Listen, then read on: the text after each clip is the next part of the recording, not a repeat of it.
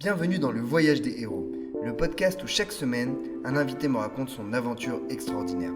Des défis, des victoires, des leçons de vie. Prêt à embarquer pour un nouveau voyage? C'est parti. Bonjour à tous et bienvenue dans ce nouveau podcast, ce nouvel épisode du Voyage des héros. Aujourd'hui, j'accueille Alexandre Issaka, serial entrepreneur et passionné d'innovation digitale qui va nous raconter son voyage. Je t'en prie, Alexandre. Bonjour Mohamed, alors déjà merci pour cette invitation. C'est un honneur de pouvoir partager mon histoire via ta podcast. Donc moi, mon histoire, elle commence, comme pour beaucoup d'entrepreneurs, dans un incubateur. Je fais partie de cette génération d'étudiants entrepreneurs. Donc à l'époque, on est en 2015. Je suis étudiant à l'ESSEC Business School, entrepreneur. Donc j'ai mes bureaux dans l'incubateur, dans l'école, à Cergy. Donc c'était bien avant que la nouvelle bibliothèque, le nouvel incubateur s'installe. C'était des tout petits bureaux individuels. Et c'est finalement là-bas que j'ai fait mes premiers pas. C'était génial, j'adorais. J'avais des voisins qui montaient une start-up dans l'impression 3D. En face d'autres entrepreneurs. Et c'est vrai qu'on avait cette fraternité au sein de cet accélérateur, incubateur, qui m'a vraiment conforté dans mon choix d'entreprendre. Donc, à l'époque, j'ai vraiment cette fibre entrepreneuriale et cette première start-up, elle s'appelait Abacus. C'était une start-up dans la presse audio. Donc, pour entreprendre, je comprends qu'il faut trouver un problème. Donc, on a trouvé un problème, identifier la solution, transformer cette solution en service et commercialiser. Ok, bon là, je comprends un peu le process et c'est parti. Donc, quel est le problème que j'ai voulu résoudre? C'était le problème d'asymétrie d'information. Je pense faire partie des privilégiés. Déjà, étudier à l'ESSEC Business School. J'avais travaillé déjà avant en apprentissage chez Safran dans l'aéronautique. J'ai fait une licence en économie à Panthéon-Assas Paris 2. C'est vrai que j'ai eu un parcours académique dans les meilleures institutions qui m'a doté des meilleurs outils, d'être en interaction avec on appelle la crème de la crème, ce qui a aiguisé mon ambition. Et quand je voyais des amis d'enfance qui n'avaient pas eu cette chance ou qui n'avaient pas su saisir cette opportunité, je trouvais ça un peu injuste parce qu'ils étaient parfois plus intelligents que mes camarades de promo, qui étaient, eux, destinés à être l'élite de la nation. Et finalement, il leur manquait quoi? Il leur manquait l'information. Donc la question que je voulais résoudre, c'est comment leur amener l'information à eux qui ne sont pas forcément de grands lecteurs, qui n'ont pas forcément le réflexe d'aller chercher de l'information. Et pour ça, je voulais exploiter la technologie. Donc, c'était des technologies type text-to-speech. Donc, pour faire simple, je voulais monter le Deezer de la presse audio. Donc, je récupérais les articles de presse écrits, je convertissais en audio, et on pouvait se faire des podcasts d'articles de presse écrits à écouter, en pouvant avoir un article belge avec un article français, un article marocain. Finalement, ce qui permet d'avoir différents prismes et points de vue sur un même sujet d'actualité, pour vraiment se forger sa propre opinion. Donc le projet était génial, mais moi je connaissais absolument rien à la tech, je connaissais vraiment rien en informatique, et comme beaucoup, j'ai craché cette startup. Donc j'ai craché cette première startup.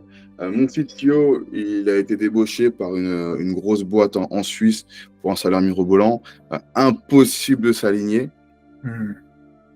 Et à ce moment-là, je me dis, mais merde. C'était compliqué. J'avais investi quasiment toutes mes économies dans ce projet-là. En parallèle, j'avais un coût marketing. C'est une petite anecdote qui est assez éloquente. C'était un coût marketing pour financer le développement de cette startup qui en fait était un food truck avec lequel on voulait suivre le Tour de France. Ok. Finalement, ce food truck c'est matérialisé dans un vrai restaurant sur Paris, dans le 18e. Donc, je me retrouve associé, co-dirigeant d'un restaurant. Et c'est vrai que là aussi, c'était compliqué. La restauration, c'est un marché très, très dur, très éprouvant. Et là, je me rends compte que j'adore entreprendre, mais que j'ai cet appel de l'international. Donc, je réfléchis un petit peu, où est-ce que je peux aller? Alors, évidemment, le grand rêve, c'est San Francisco. Donc là, je suis dans ma chambre sur Paris, dans mon petit 17 mètres carrés dans le 17e arrondissement, à regarder le plafond et à imaginer San Francisco, à ouvrir mon PC, mon fichier, mon tableur Excel, faire mes calculs. Est-ce que ça passe niveau financier, etc. Ah, c'est vrai que c'était quand même très, très compliqué. Et je me documente sur est-ce qu'il n'y a pas d'autres hubs au niveau international qui sont des hubs d'innovation ultra dynamiques qui vont pouvoir, ben, moi, aiguiser mes connaissances, mes skills, mon mindset d'entrepreneur. Et finalement, je découvre Berlin, qui, est, qui était, qui apparaît comme une évidence. On parle de Silicon Valley européenne. Donc, je prends mes affaires, un billet aller simple, direction Berlin. Premier challenge, trouver un petit appartement. Finalement, l'alignement des astres fait que je trouve une coloc avec des étudiants qui étaient des perles. Vraiment, j'ai eu énormément de chance. Donc, je trouve une super coloc, je trouve un accélérateur. Là, il s'appelle Factory Berlin. C'est un des plus gros incubateurs européens financé par Google. Pour la ref, on a quand même le siège de Twitter. On a le siège de SoundCloud avec toutes les équipes techniques. SoundCloud qui, dans le développement logiciel, est vraiment en termes de méthode une référence sur leur process. Donc on est ensemble, on boit des coups, on fait des apéros. On est sur cet énorme bâtiment qui est vraiment à la frontière de Berlin Est-Ouest, vraiment sur l'historique, au niveau du mur de Berlin. Et c'est là où vraiment je me forme. Puisque ma startup finalement avait craché et je rentre dans cet incubateur, ce club d'innovateurs qui ont tous là, cette particularité de vouloir être l'architecte de demain, de créer le monde de demain. Et je suis là à l'ouverture quasiment tous les jours. Allez, je pars à la fermeture quasiment tous les soirs et je m'éclate. Sur les projets des collègues. Donc, on fait des ateliers, on fait du design thinking. Et on est devenus des experts sur ce fameux de l'idée au concept. Et là-bas, j'ai découvert la philosophie allemande.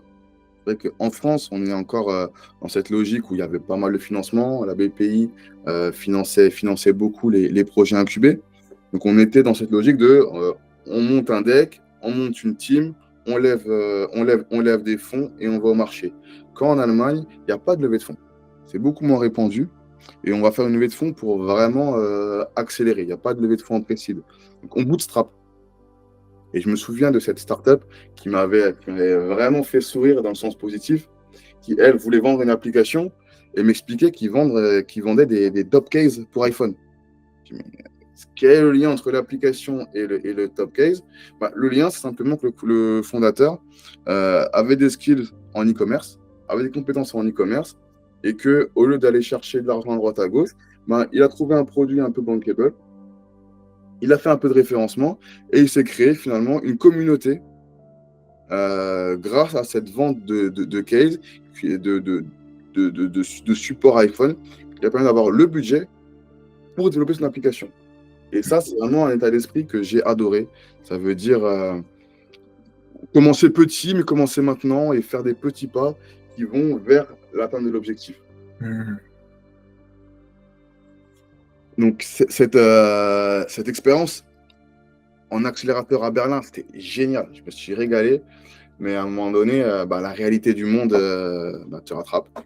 C'est-à-dire que quand tu es dans l'innovation, quand tu es dans la R&D, dans de nouveaux concepts, que ce soit avec les premières briques d'IA, avec de la blockchain, finalement, tu ne monétises pas. Vous ne savez pas encore comment monétiser.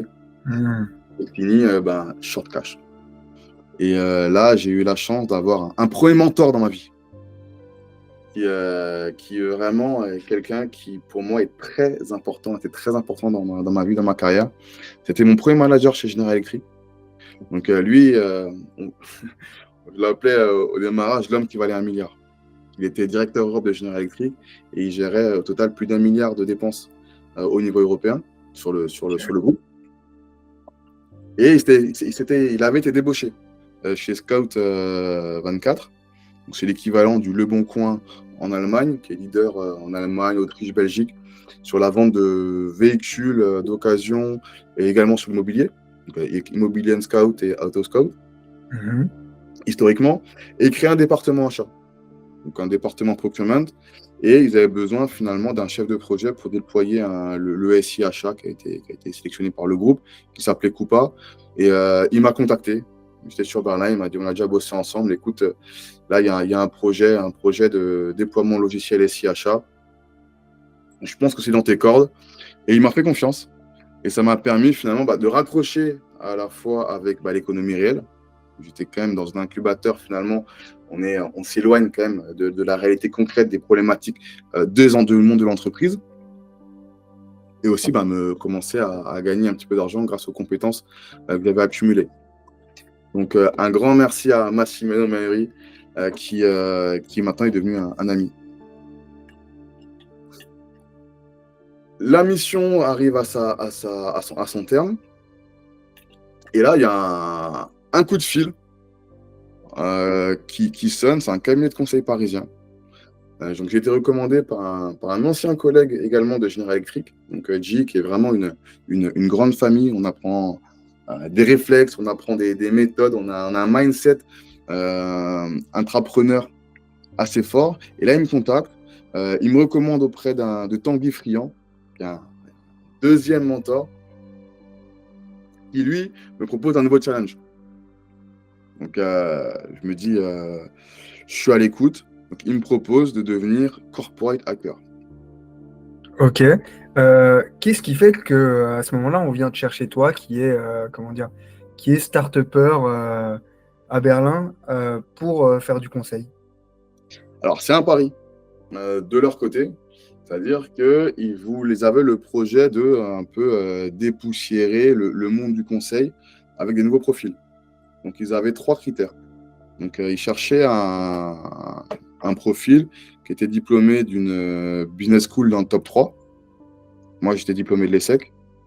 Ils cherchaient un profil qui avait fait ses armes dans les boîtes du CAC 40. Donc, moi, j'avais travaillé pendant 1 an et demi chez Safran.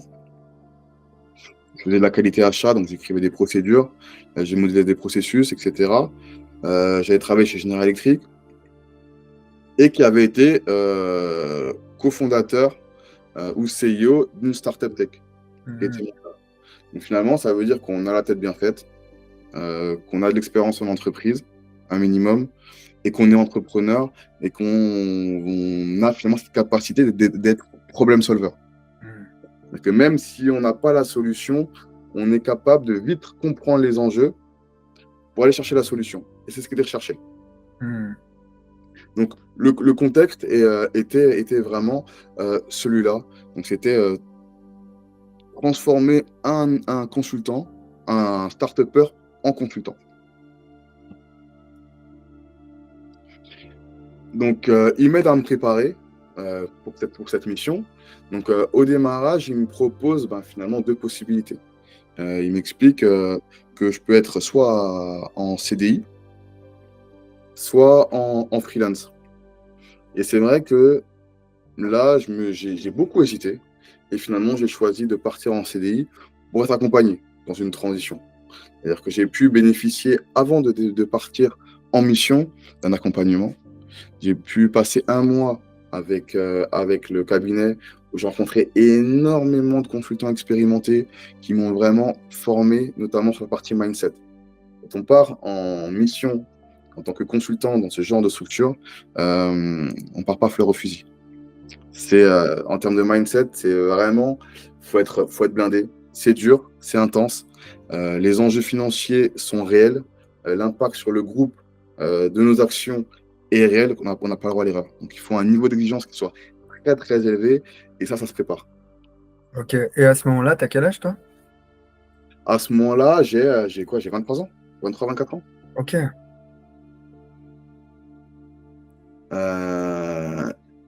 Et je pars finalement dans cette aventure. Donc, le premier jour, assez mémorable, donc c'était en février 2018. Je me retrouve devant un bâtiment, je lève les yeux,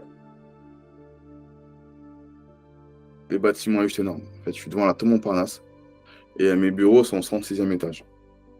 Donc là, je passe le contrôle de sécurité avec un peu l'impression de rentrer dans une zone sécurisée ou à la limite dans un aéroport. Non, Hmm. je suis simplement au bureau. Là, avant, dans l'ascenseur, on est énormément. Je me dis, comment faire pour ça dans cet ascenseur? L'ascenseur, il ouvre ses portes. En fait, on peut rentrer à 20 dedans. Il y a plusieurs ascenseurs. On rentre, on arrive au 36e étage et là, je sors en même temps une super nana qui s'appelait Clara, qui était elle aussi consultante à la DSI d'Eramet. Donc Eramet, c'est une boîte qui fait de l'extraction de matières premières, qui est leader mondial dans tout ce qui est extraction de manganèse, nickel et lithium. Donc vraiment des ressources indispensables à l'économie et à la production. Euh, et elle m'a finalement aidé, puisque mon premier jour en tant que corporate hacker, très peu de personnes étaient au courant de mon arrivée. Hmm. À la DSI, peut-être personne. Donc finalement, elle m'a permis d'accélérer ma rencontre avec mes futurs collègues. Elle m'a permis d'accélérer la rencontre avec les bonnes personnes pour récupérer assez rapidement un PC. Et pour tout ça, je la remercie. Ok. Qu'est-ce qui fait que, comment dire, qu'est-ce qui fait que naturellement, tu as pu aller vers cette personne? Qu'est-ce qui fait que tu as ces skills sociaux que moi je te connais, tu vois, du coup je sais que tu es très avenant, que tu regardes tout le temps les gens dans les yeux. Qu'est-ce qui t'a donné ce petit truc qui fait que tout de suite tu peux rentrer en contact assez facilement avec les gens? Écoute, je pense que c'est quelque chose d'assez inné. De base, et c'est vrai que j'ai eu la chance de beaucoup voyager dans mon enfance avec mes parents. Et on voyageait beaucoup, on partait quasiment 2 mois l'été en caravane. Et à chaque arrivée dans le camping, il fallait se faire des nouveaux copains. Hmm. Donc finalement, que ce soit, il n'y a pas de barrière de langage, même sans parler la même langue, j'arrivais à connecter avec les autres. Euh, et je pense que je suis quelqu'un qui aime profondément l'humain. Ouais. Et naturellement, j'arrive à créer du lien autour de moi. Et c'est vrai que pour cette mission, ça a été crucial. Donc, Hmm. donc là, la mission commence. Là, la mission commence. Pour expliquer un peu le contexte, donc, qu'est-ce qu'un corporate hacker? Un corporate hacker, c'est un consultant qui a une feuille de mission blanche. C'est-à-dire que personne ne sait ce que je vais faire, y compris moi, avant avant de démarrer la mission. Donc c'est assez génial, puisque tous les matins, c'est une aventure. Hmm. Le premier objectif, c'est vraiment de trouver un problème.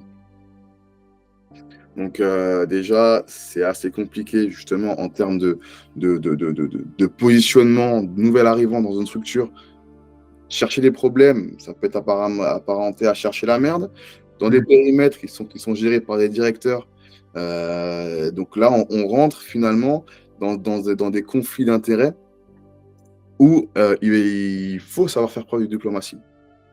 Et lorsqu'on a identifié un problème, il faut trouver derrière 3 directeurs qui sont intéressés par le résoudre. Concrètement, ça veut dire quoi? Ils sont prêts à payer la solution. Hmm. Donc là, vraiment, les premières semaines, les premiers mois, je proposais des solutions, je proposais des problèmes. Flop. Un directeur, peut-être. Deuxième problème, 2 directeurs. Troisième problème, toujours 2 directeurs. Et finalement, j'arrive à trouver ce cas d'usage. Donc le cas d'usage, là, on arrive finalement sur un sujet qui touche à la fois la direction des achats, à la fois la DSI et la transformation numérique. Donc transformation numérique qui était finalement mon sponsor et mon responsable. Donc un grand bonjour à Ludovic Donati, qui également beaucoup appris. C'est vraiment un super manager et super directeur de transformation numérique. Un vrai plaisir d'avoir pu grandir et vivre cette expérience à ses côtés. Donc, le cas d'usage qu'on a identifié, c'était, pour le contexte, dans un groupe multinational qui est sur plus de 40, dans plus de 40 pays, à 12 ERP. Et à la direction des achats, ils doivent avoir de la visibilité sur les dépenses. Donc, cette visibilité-là, elle nécessite de consolider les données financières. Et pour ça, ça prend du temps. Les règles de consolidation, il faut les changer, il faut les revoir manuellement. Donc, le challenge, c'était dit de générer les règles de consolidation financière grâce à de l'IA. Ok. Si je peux reformuler assez rapidement, en fait, le RP, c'est l'espèce de gros tableau de bord qui va être utilisé dans la boîte, c'est ça? Et consolider les règles, c'est s'assurer que tout le monde rentre les mêmes données un petit peu, c'est ça? Alors, justement, il y a deux approches. Soit on essaie d'en faire en sorte que tout le monde rende les mêmes données, Mhm. soit on accepte toutes les données dans l'état et on va les nettoyer. Ok. Donc, pour les homogénéiser et pouvoir gagner en visibilité et en transparence dans les données. Hmm. Là, c'était la deuxième approche. Donc, ça coûtait finalement, c'était le POC.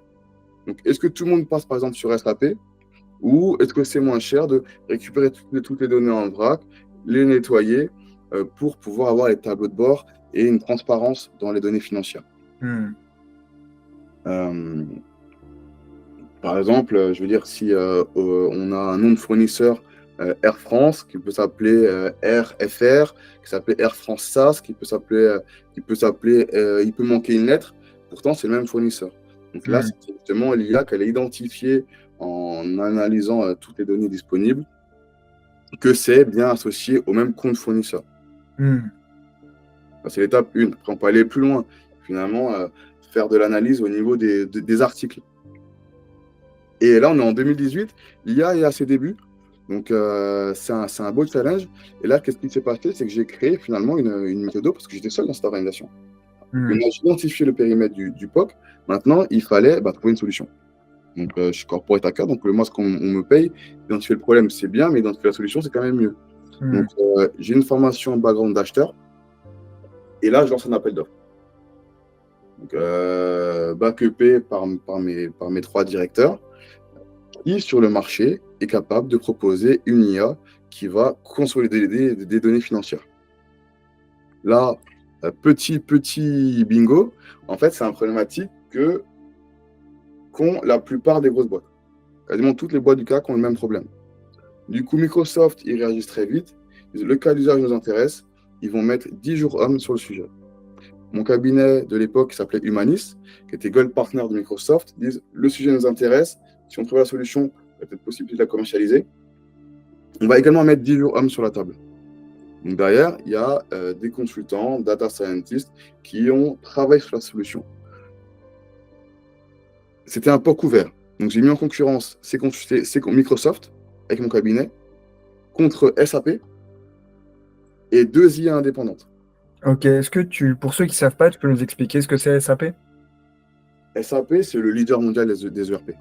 Ok. Donc c'était la solution en place qui déclarait avoir une IA. Et finalement, pour la petite histoire, en 2018, ils ont préféré se retirer de l'appel d'offres. Hmm. Et finalement, j'avais eu 2 vraies propositions. Une IA de LLC One et une IA de Microsoft en collaboration avec Humanis. Ils se sont du coup battus. Donc moi, j'ai créé des jeux de données et j'ai demandé à l'IA d'aller consolider les données pour prouver de l'efficacité ou pas de la consolidation.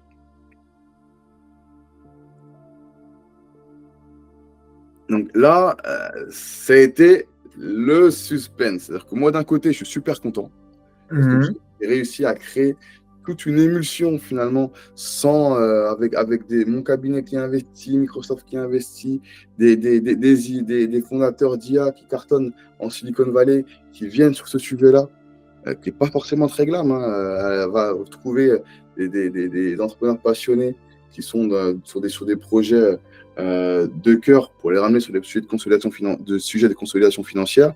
C'est du temps de négociation. Et finalement, ça marche, la mayonnaise prend, le jeu se met en place, mais il y a un risque. C'est que une IA, c'est pas de l'informatique. Une IA, on peut lui demander 3 plus 3, elle peut dire 8. Et ça doit être normal en phase, au démarrage, à l'amorçage de cette IA.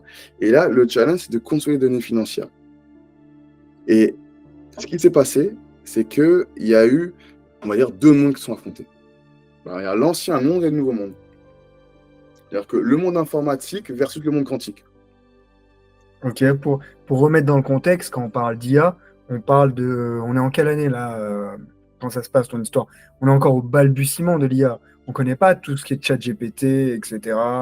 On est vraiment au démarrage de l'IA. On est en 2018 Ok. et on ne connaît pas l'IA. Donc, on ne Hmm. connaît pas l'IA. Et c'est vrai que là, ce qui a été compliqué, c'est cette méconnaissance de l'IA de la part, de mes clients, puisque contrairement à l'informatique, ça peut faire des erreurs. Donc là, pour le juger, on a pris un fournisseur, on a regardé la consolidation, quelques euros d'écart. On en pique un deuxième, quelques euros d'écart. On en pique un troisième, quelques euros d'écart. Résultat, ça ne marche pas. Donc là, très frustré, parce qu'évidemment, l'IA, c'est des modèles qu'il faut entraîner. Donc après 3 jours d'entraînement, évidemment, le modèle fait des erreurs. Et ces erreurs-là, ben, finalement, ont déclaré le projet forfait. Ça a été un petit échec, parce que finalement, je n'ai pas su anticiper et définir les conditions de succès avant de démarrer le POC. Donc ça, clairement, ça m'est arrivé une fois, ça ne m'arrivera pas deux. Et derrière, c'est toute cette partie évangélisation sur qu'est-ce que l'IA et comment apprécier les performances d'une IA. Donc, très intéressant. Et un peu en highlight là-dessus, j'avais eu la chance de participer au Salon de l'IA en 2018. Le salon de l'IA, c'était un des plus gros salons où j'ai pu pitcher le cas d'usage et présenter les travaux qu'on avait fait sur ce cas d'usage de consolidation de données financières.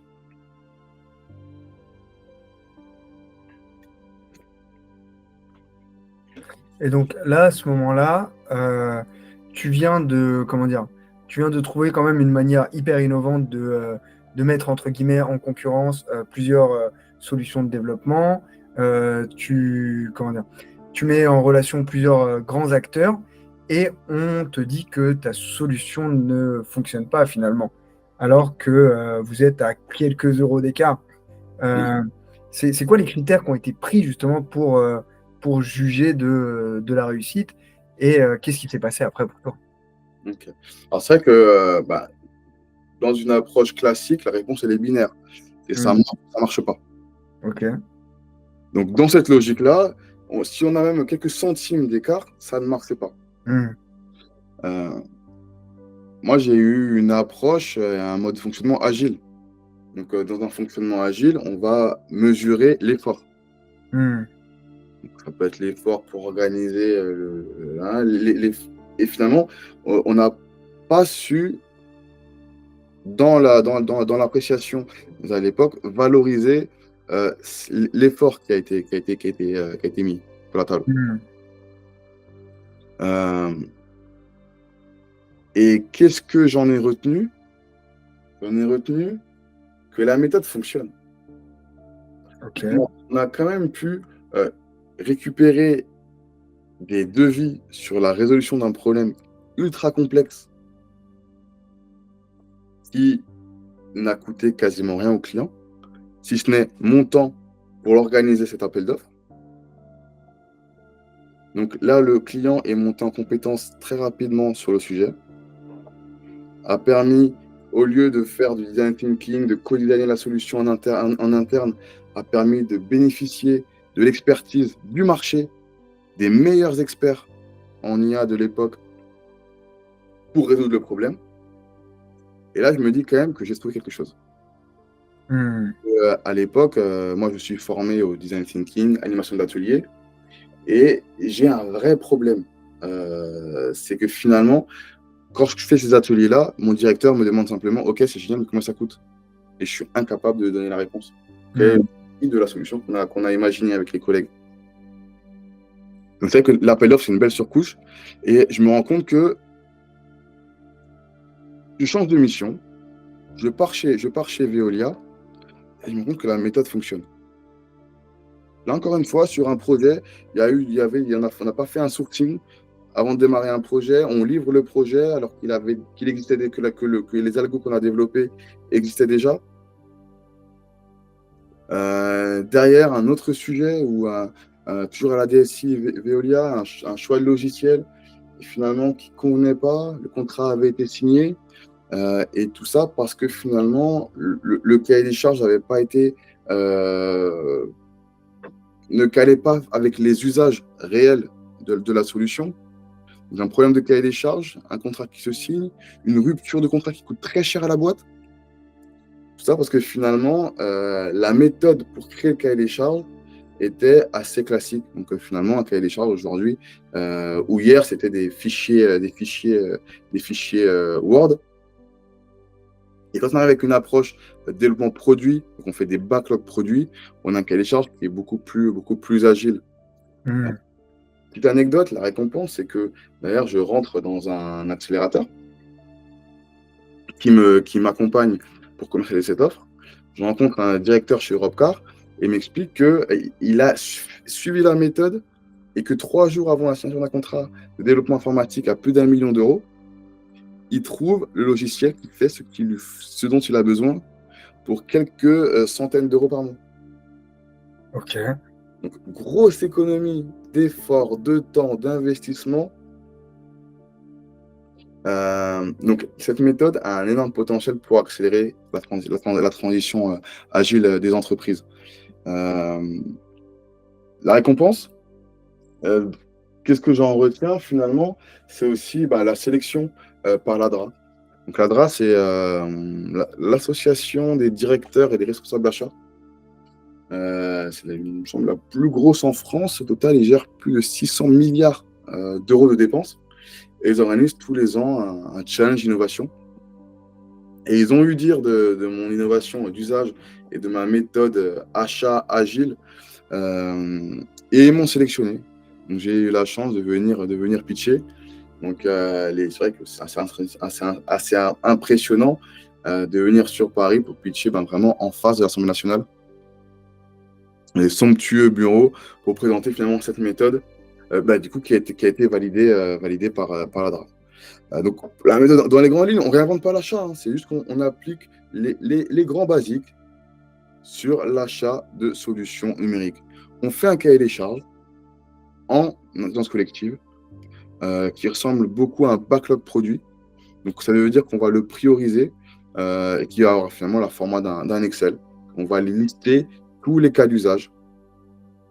Derrière, on reste sur un grand classique de l'achat, make or buy. Donc là, combien coûte le développement de la solution versus combien coûte la location d'une solution existante. Et ça, c'est rendu possible grâce à la structure du cahier des charges. Troisième étape, on va simplement sélectionner le fournisseur. Donc là, on a une grille d'analyse qui est encore une fois issue de la structure du cahier des charges. Et derrière, on va travailler en mode agile. Donc là, finalement, c'est simplement des rituels de collaboration. Comment est-ce qu'on anime la relation fournisseur, la relation avec les utilisateurs, avec les clients internes. Et tout ça, c'est documenté dans la méthode qui, du coup, est dans ma tête. C'est avec mon sac à dos. Je me dis, OK, là, ça fait 3 ans que je suis en CDI. Je prends mon sac et j'ai envie d'une nouvelle aventure. Donc, je suis à Paris. En plus, c'est le Covid. Toutes les conditions sont réunies pour un nouveau départ. Je prends mon logiciel préféré de l'époque, Excel. Je liste toutes les villes qui m'intéressent. Je mets mes critères.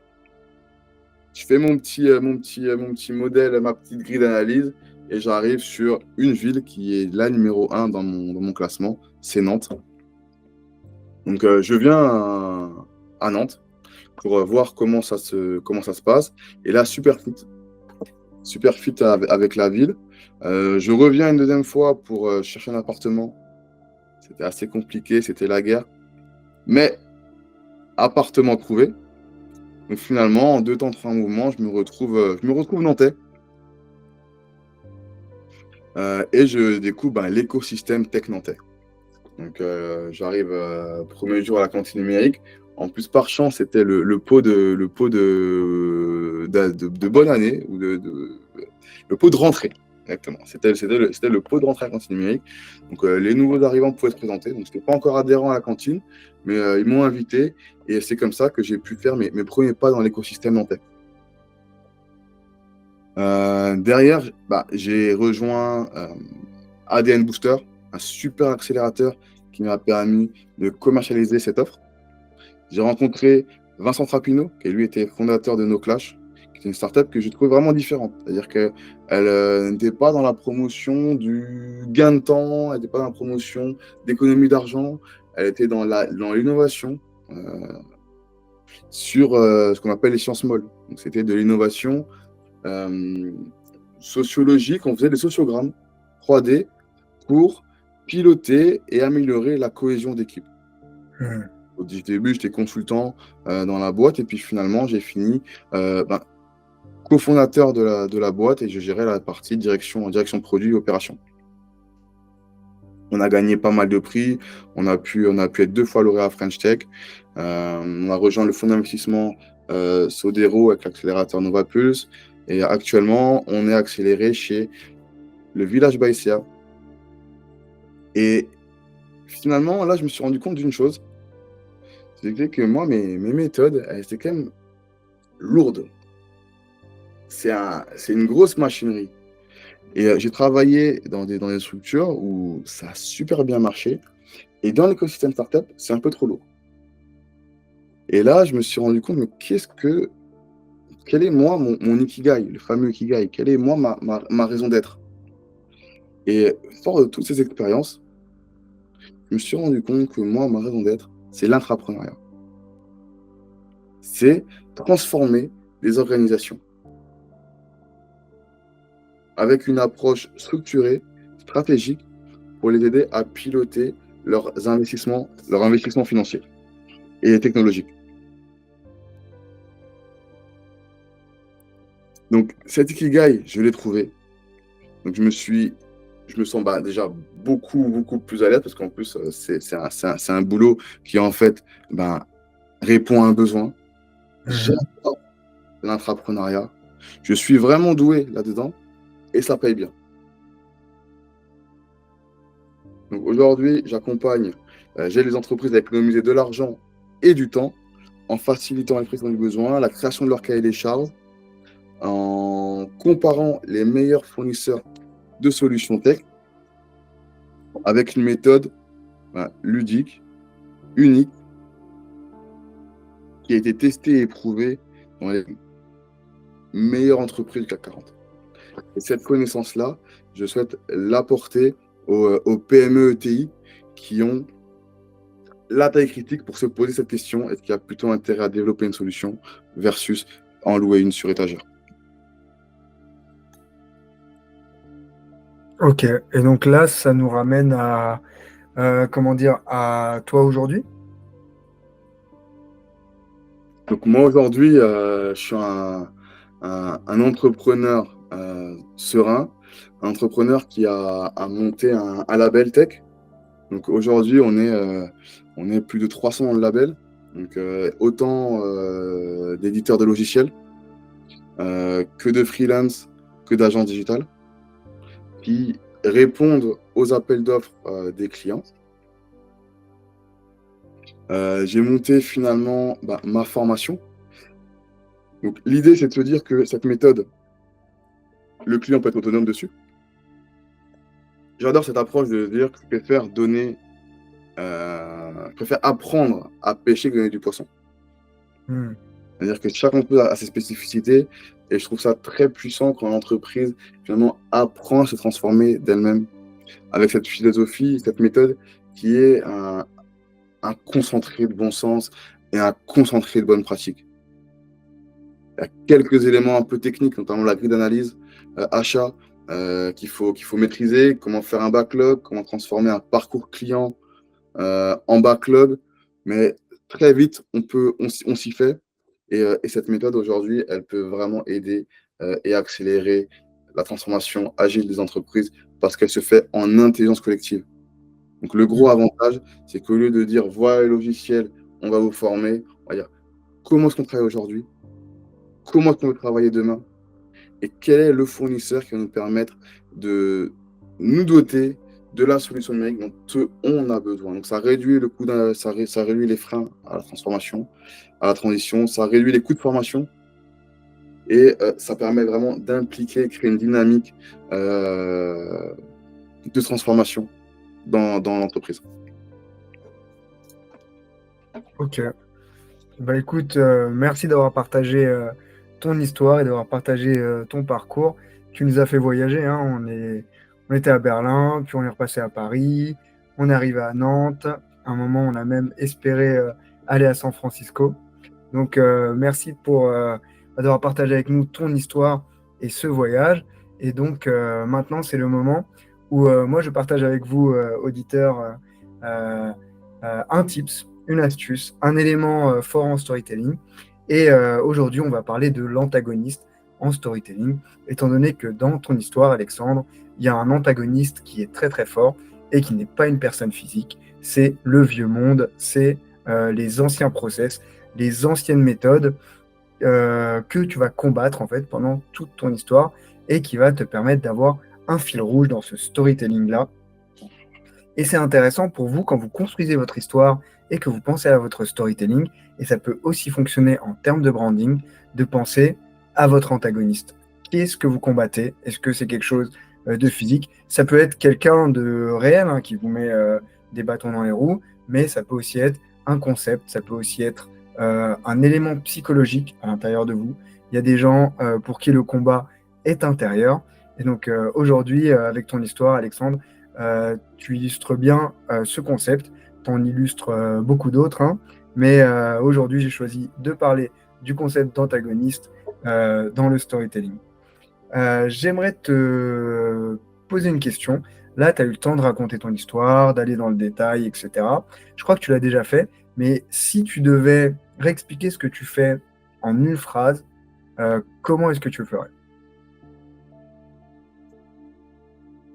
En une phrase, on va dire que j'aide les entreprises à économiser du temps et de l'argent dans la sélection des meilleures solutions numériques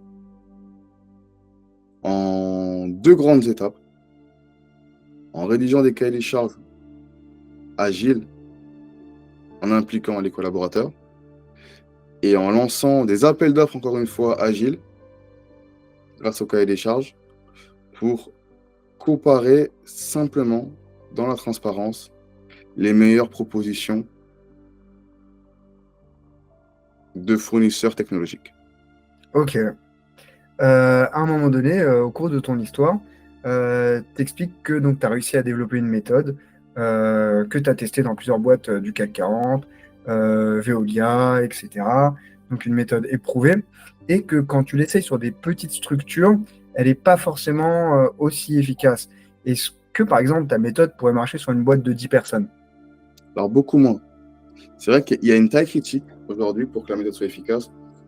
Une des grandes valeurs de la méthode, c'est de se poser la question, est-ce qu'il vaut mieux développer une solution sur mesure, donc partir dans un développement informatique, ou acheter une solution sur étagère? On va prendre un exemple, on a 1000 salariés, le logiciel coûte 20 balles par mois, ça nous fait 20 000 euros par mois, on va dire qu'on négocie un peu, on arrive à 10 000 euros par mois, très vite on est à un budget global de 100 000 euros l'année. Alors, on prend du recul, est-ce qu'on a plutôt intérêt sur 3 ans à payer 300 000 euros ou développer une solution qui va nous appartenir? Donc là, on passe de l'achat utile à l'investissement stratégique. Et moi, ce qui m'intéresse, c'est vraiment d'accompagner les entreprises dans cette réflexion-là. C'est vraiment voir les investissements technologiques comme des investissements stratégiques, avec le questionnement sur quel est le cœur du métier de la boîte, sur quoi est-ce qu'on veut faire la différence sur le marché. Est-ce qu'on veut trouver un outil qui va nous permettre de s'adapter à nos modes opératoires, ou est-ce qu'on veut s'adapter aux meilleures pratiques du marché? Et il n'y a pas forcément de réponse unique, chaque entreprise est unique, et c'est ça qui est passionnant. Hmm. Et du coup, aujourd'hui, si on veut faire appel à tes services ou te contacter, comment ça se passe? Où est-ce que ça se passe? Alors, avec un grand plaisir, je vais vous présenter la Scrummery. Et finalement, toute cette philosophie, tout ce mindset et toute cette culture agile, elle existe sur un framework qui s'appelle le framework Scrum.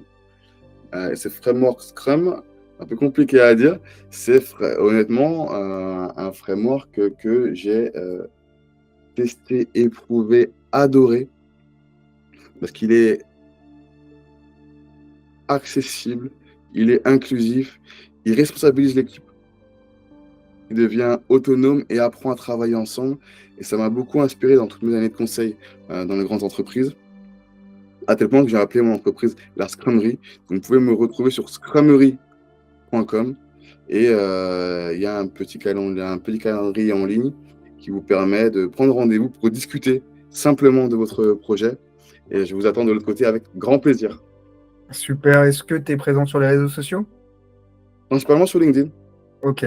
Henri Saka, Alexandre Issaka. la Très franchise bien. est ici. Et bah parfait. Et bah écoute, je te remercie Alexandre d'avoir joué le jeu du storytelling et de nous avoir raconté ton histoire. Ça nous permet de mettre beaucoup de choses en perspective et de découvrir ton parcours qui est quand même un parcours assez unique d'un diplômé de grande école, à la fois entrepreneur, serial entrepreneur, fondateur de start-up et surtout trouveur de solutions. Donc, merci beaucoup à toi d'avoir été présent dans ce podcast. Pour l'invitation. À bientôt. À bientôt.